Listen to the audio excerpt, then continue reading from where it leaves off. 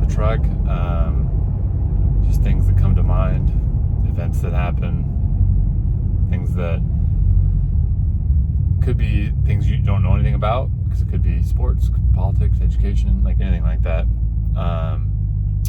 But there's something that came to me, or a situation that came up at work recently is as a teacher, like, once the kids graduate, you really don't see most of them again. They go on to live their lives. They go to college, they military, trade school, to start working, start families, whatever that is. And I primarily teach seniors, so I'm with them while they're deciding what college they're going to go to, or not even what college necessarily, but just what they're going to do after high school. And in my class, like, a big part of what I do is I do a lot of, team building and icebreakers every now and again, just because I like to get, close with my students, because then they trust me, they will work harder for me, because they know that I have their best interest, that I'm all in for them, right?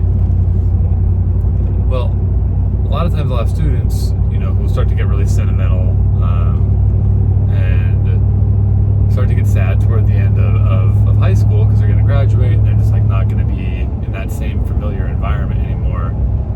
And they always say, "Oh, I'm going to come back and visit. I'm going to come say hi. As long as you're here, I'm going to come say hi."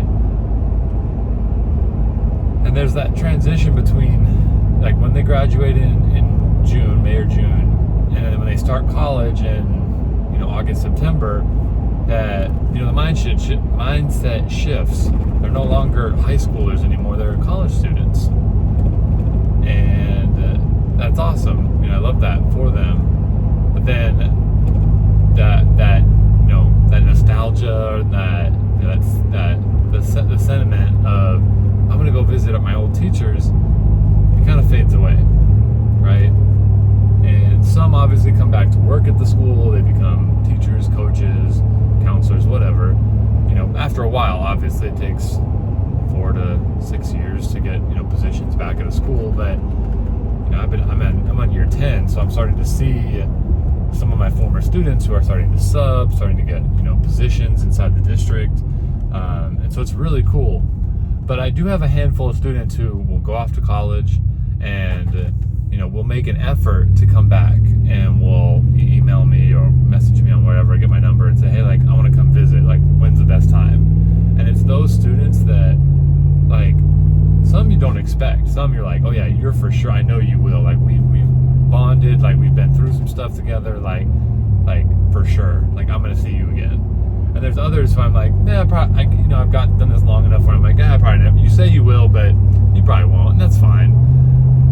But it's the ones that kind of you were not expecting, that you were like, you probably won't, and they come back and do, that it really does make a difference, at least in my life, when I am able to help kind of, and I guess I'd say the reason I got into being a teacher is that mentorship of, like, now it's no longer just high school and me just teaching you something. It's, let me help you, like, guide you through life as a young adult now.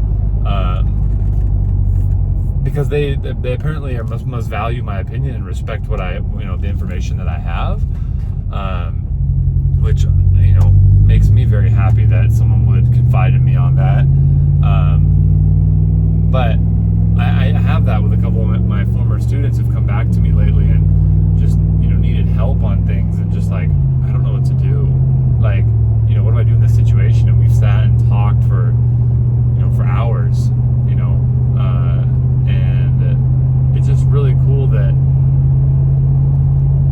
I've built that trust enough to where they can confide in me and talk to me about these things. But I guess the point of what I'm trying to get at here is that everyone needs to find kind of that person they can do that with. And obviously you have your friends. You go out to food, you go out to drinks, you go out to coffee, whatever, and you vent, right? And that's great, and that's super therapeutic for sure. But then there's also something about meeting with someone who's a little bit older than you, and being able to get that advice from someone who's lived lived that age group between, like, let's say my former student's 21 and I'm 34. I'm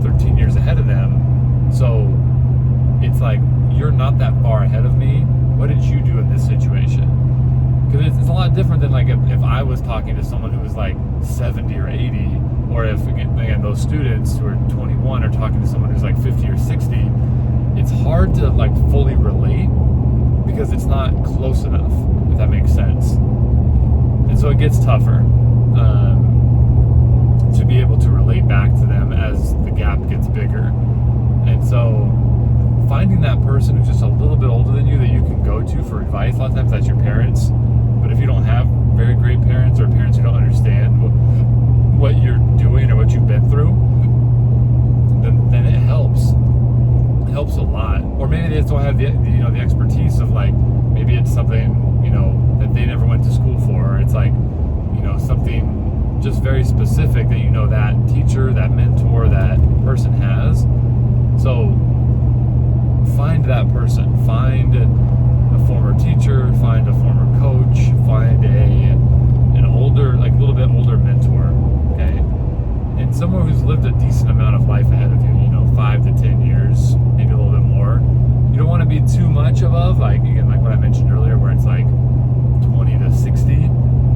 It can, but most situations it's a little tougher. And you also don't want it to be too soon, where it's just like, I'm 21 and the other person's 24, 25. Like, it's still kind of close enough where you're like, you're not that far ahead of me. Like, how much have you actually learned? But that, I would say that, kind of around 10 years is kind of a good number to say, okay, you've lived a decent amount more than me and have good experience. What can I learn from you? And that's helpful, because you sometimes will feel lost if you don't have that. If you don't have that person who can give you, like, here, I had that happen to me. Here's what happened. And here's how I dealt with it. Here's who I talked to. Here's how I figured this out, so that I didn't, completely just collapse. I had this, and this set up, or maybe I did collapse, and here's how I handled it. So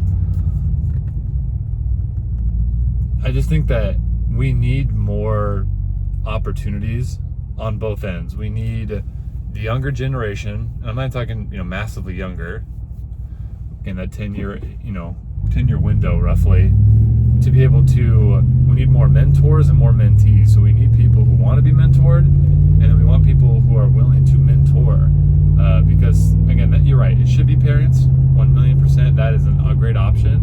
But sometimes it's hard for kids to talk to their parents about some of this stuff, because they're worried about what their parents are going to say, the judgment that could come from them. And this could be anything. This could be, relationship, it could be finances, it could be anything that they just don't feel comfortable, and they'd rather go to kind of a third party, but someone they trust completely.